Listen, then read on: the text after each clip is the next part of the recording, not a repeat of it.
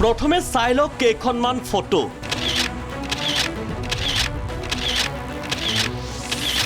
এই পথেৰেই কাজিৰঙাত প্ৰৱেশ কৰে দেশী বিদেশী পৰ্যটক। এই কদৰ্যময় পৰিৱেশ হৈছে বিশ্ব ঐতিহ্য ক্ষেত্ৰ কাজিৰঙাৰ মূল প্ৰৱেশদ্বাৰৰ সন্মুখৰ। কদৰ্যময় কাজিৰঙাক লৈ সৰব এজন বিধায়ক, খুমটাইৰ বিধায়ক মৃণাল শইকীয়াৰ বিশেষ টুইট। পৰ্যটন মন্ত্ৰী জয়ন্ত মল্ল বৰুৱাৰ নাম উল্লেখ কৰি সৰব বিধায়কগৰাকী।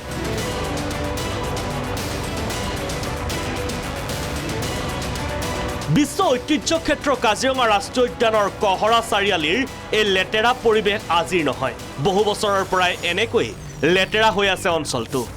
প্ৰতি বছৰে দেশী বিদেশী পৰ্যটকে ভিৰ কৰা কাজিৰঙা ৰাষ্ট্ৰীয় উদ্যানলৈ এই পৰিৱেশৰ মাজেৰেই যাব লাগে।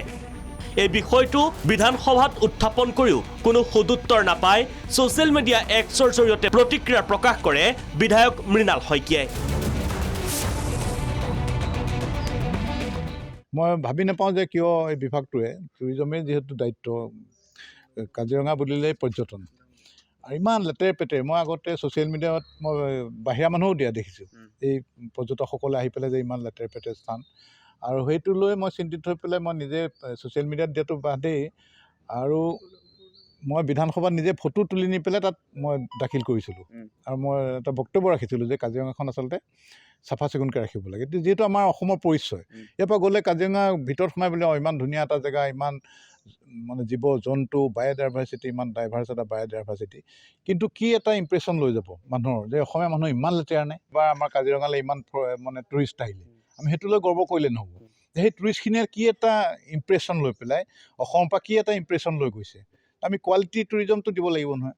আমাক প্ৰকৃতিয়ে দিছে কাজিৰঙা, আমি তাক বনোৱা নাই, প্ৰকৃতিয়ে দিছে, আমি তাক সুৰক্ষিত ৰাখিছোঁ, সংৰক্ষিত ৰাখিছোঁ। সেইমতে আমি মানুহে যিখিনি গণ্ডগী তাত পেলাইছোঁ, সেইখিনি মানুহে হেৰি কৰিব লাগিব। মৃণাল শইকীয়াই দৃষ্টিগোচৰ কৰাৰ পাছতেই সাৰ পালে পৰ্যটন মন্ত্ৰী জয়ন্ত মল্ল বৰুৱা। এখতিয়াৰত নপৰিলেও বিষয়টো গুৰুত্ব সহকাৰে লৈছে মন্ত্ৰীয়ে। কোনো কথা মন্ত্ৰী বা চৰকাৰক দৃষ্টিগোচৰ কৰিবলৈ এইটো দেখুৱাটো ডিউটি, তাক আমি নিগেটিভ চেঞ্চেৰে ল'ব নালাগে আৰু তেওঁৰ ডিউটিটো কৰিছে। আৰু নিশ্চয়কৈ যোনে কাজিৰঙাৰ এডমিনিষ্ট্ৰেশ্যনৰ বিষয়টো বুজি নাপায়, কোনোবাই সেইটো টুৰিজিমক ক'ব, কোনোবাই ফৰেষ্টক ক'ব, কাৰণ কাজিৰঙাৰ গোটেই বস্তুটো এনেকুৱা নহয় যে কিছু এৰিয়া ফৰেষ্টে চায়, কিছুমান বস্তু আমি টুৰিজিমে চাওঁ। ইণ্টাৰনেল যিটো কাজিৰঙাৰ ভিতৰৰ এৰিয়া, তাত টুৰিজিমৰ একো নাথাকে, টুৰিজিমে আমি তাত কোনো এক্টিভিটি নকৰোঁ। আৰু সেইকাৰণে বহুত মানুহে ভাবে যে কাজিৰঙা মানে টুৰিজিম, কাজিৰঙা মানে টুৰিজিমৰ লগত ৰিলেটেড। নিশ্চয়কৈ ক'ৰবাত যদি কিবা আছে তাক আৰু আমি ঠিক কৰিব লাগিব আৰু কৰা উচিত, কাৰণ স্বচ্ছতা আমাৰ প্ৰধানমন্ত্ৰী ডাঙৰীয়াৰ এটা মূল মন্ত্ৰৰ দৰে, তেখেতে সেই কথাটোত অত্যন্ত গুৰুত্ব দিয়ে। যদি ক'ৰবাত তেনেকুৱা দৃষ্টিগোচৰ হৈছে, সেই দৃষ্টিগোচৰ আমাক পাব্লিক ৰিপ্ৰেজেণ্টেটিভ বুলি নহয়, যিকোনো মানুহে জনাব পাৰে আৰু আমি তাৰ ওপৰত কাম কৰি যাওঁ। এতিয়া লক্ষণীয় হ'ব কাজিৰঙাৰ এই লেতেৰা পৰিৱেশ দূৰীকৰণৰ বাবে কিমান দিন লাগে সংশ্লিষ্ট কৰ্তৃপক্ষক, নে কেইটামান দিন নাটক কৰিয়েই দায়িত্ব সামৰিব বিভাগে। Bureau' report, Prag news.